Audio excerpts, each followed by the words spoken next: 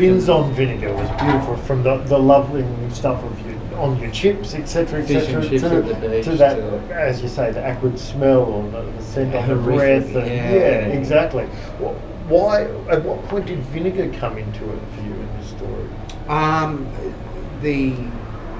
I think in the very first chapter, or it might be the second chapter in the final, in this version, was the smell of vinegar leaching out of a drug addict's skin, and I thought, and it sort of occurred to me then the power of that olfactory sense of something that can be so horrific, like the stale breath of an abusive alcoholic. Yes. That same smell can be so beautiful on fish and chips. Yeah. Yes. And so, I guess along with the emotions being the character, Vinegar's sort of the father character that draws it all together. In a day of life coaches that say get out of your comfort zone, you've jumped the line and made a new one. It's funny because again with the feedback, it's been really strange for me because people that I didn't think would like the book have loved it. Yes. People of all ages, and a friend of mine whose opinion I valued, and she's very well read. I said, how do you like Vinegar? And she said, I haven't read it yet. My daughter and her school friends are still reading it. And I thought, I'm not sure if I want it.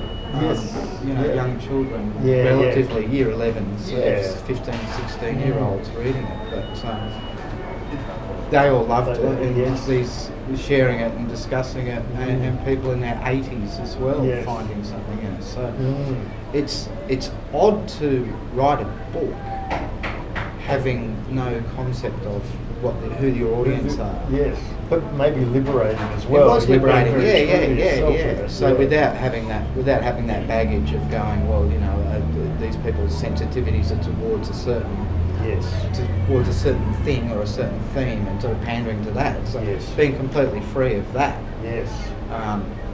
Perhaps that's why so far it's been universally accepted by a diverse range of people. Yeah. I should just mention the painting that was done for the cover of the book, Jamie, by a lovely friend of mine by the name of Joanna Davies, who's a Newcastle artist of renown. I've known Jo for many years, and she was exceptionally kind to create that painting, having read a very rough draft of Vinegar. She's sort of encapsulated a few of the characters in that original painting. So wonderful of her to do that, and Janine Robertson did some of the photography. Yes, great. It's a great author shot. It really is. It's got to be one of my favourites. I absolutely love it. I think it's fantastic.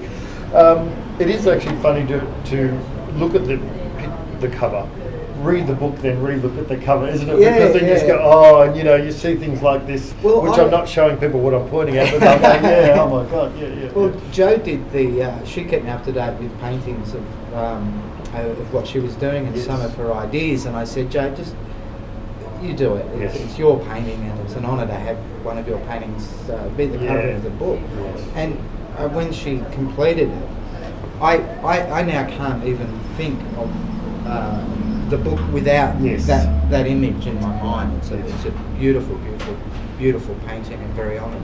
And I'm so glad that you like the novel. We've done a bit of work before. Yes, we have, and it's great. It's always a challenge, and that's why I like it, because it's not about reading happy fairies jumping through the books. It's a good challenge, and I thoroughly enjoy it. Yeah, wonderful. Cheers.